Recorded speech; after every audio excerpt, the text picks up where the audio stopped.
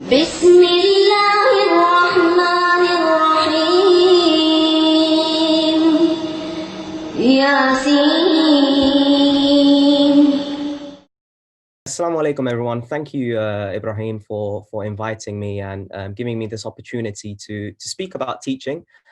So what I thought I would start off with is a little bit of a quote. And I know when you're reading this quote, it might seem like a bit of a romantic notion of teaching, but it's something that I do have to remind myself ultimately is why is it that I actually step into the classroom every day? And ultimately, it boils down to instilling this love of learning. Because students, you'll teach students, a lot of students, they will love learning your subjects, but by and large, a lot of them won't like your subject. And so there, then the goal is to really kind of inspire that love of learning. Go to the next slide. So why teaching? And so what I've put here, a few things. I mean, obviously different teachers have different kind of perspectives on this, but these are some of the things that I wanted to kind of highlight as to why you should go into teaching. Because, when I was certainly 15, 16, 17, 18, teaching wasn't the career that I wanted to go in. It's something that came to me later on in life. And so I really wanted to kind of take this opportunity to highlight, some of the benefits and advantages of becoming a teacher. So I wanted to start with the two bottom ones here, making a difference. I think it's really, really important that, teaching is one of those professions that, you open doors for students. You're the ones that are responsible for training starting off that journey for the next generation of doctors, lawyers, engineers, any profession that you can think of. It starts off, with you being a teacher and you inspiring that love of learning for those students who will then go on to join their respective professions. For me as a teacher, one of the things that I like teaching and love teaching every day is different. So, although the curriculum stays the same and you teach the same content, but every time I step into the classroom, it's a different experience. Students have different perspective on things. They come with different questions, and that engagement with students is always different, and it's one of the things I love about teaching. As Ibrahim has mentioned before, and a few of the other speakers, it's not all about money. But one of the things that I suppose when I started teaching that, I wasn't kind of aware of, what was the monetary value to becoming a teacher. And as you can see, the starting salary of teaching is about 26,000 if you're in London. And by 2020 in London, that's with the government is looking to raise that to 30,000 as a starting salary.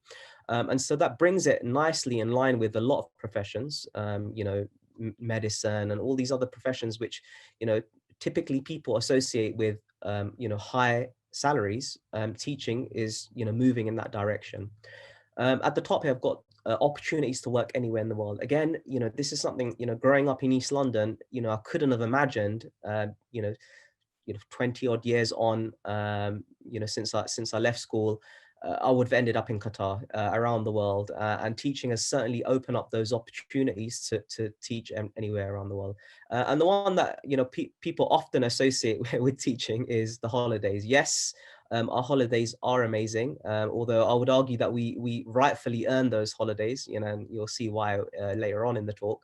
But yeah, we have the most holidays of probably any profession that you can think of, bar if you've got your own business, and then I suppose you could take off more days if you had your own business. So most professions will be between 22 to 30 days, 20 to 30 days, around that range. But we can have up to around 90 days off over the course of the year. Our summer holidays, we have about 6-7 weeks off.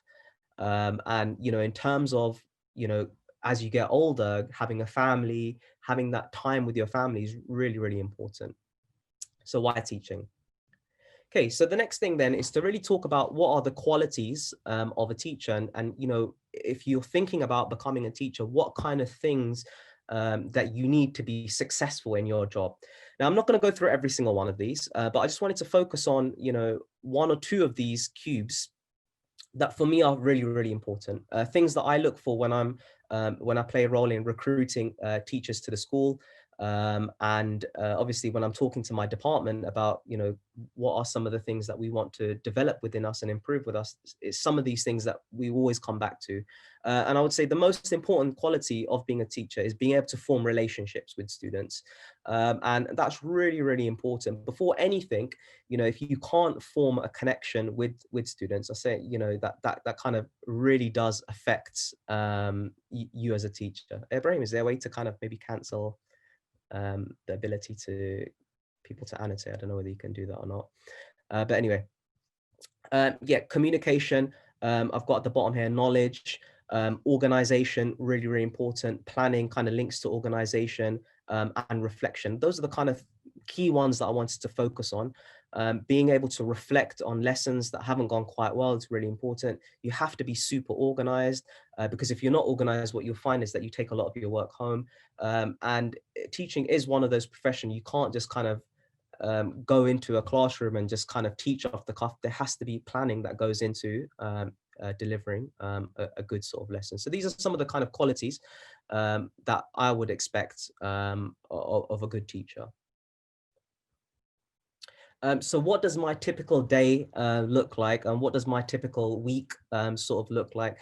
So obviously, my days is filled with students asking strange and wonderful questions, and dealing with a variety of different kind of interesting scenarios when it comes to interacting with young people. In terms of my work-life balance, I would say that early on in my profession, that balance wasn't quite there, and it was skewed more towards my work than it was my home life.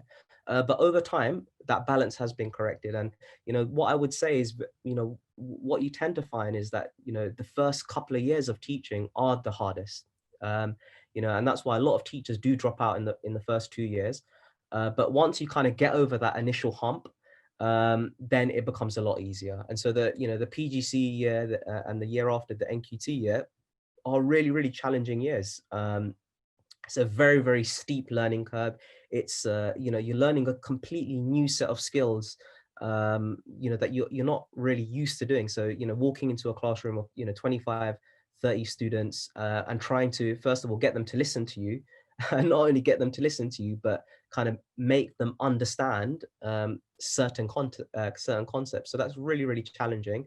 And can be quite challenging. And so, yeah, it is one of those professions where your work can sometimes come home.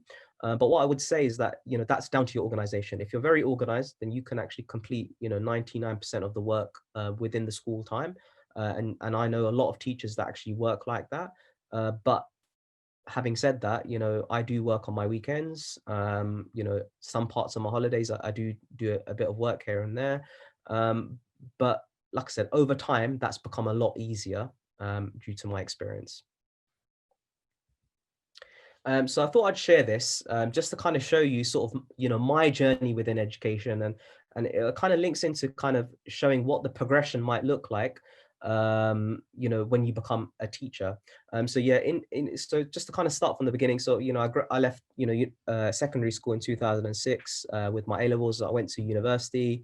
Did a degree in biomedical sciences, and then from biomedical sciences, I started my PGC course at King's College London.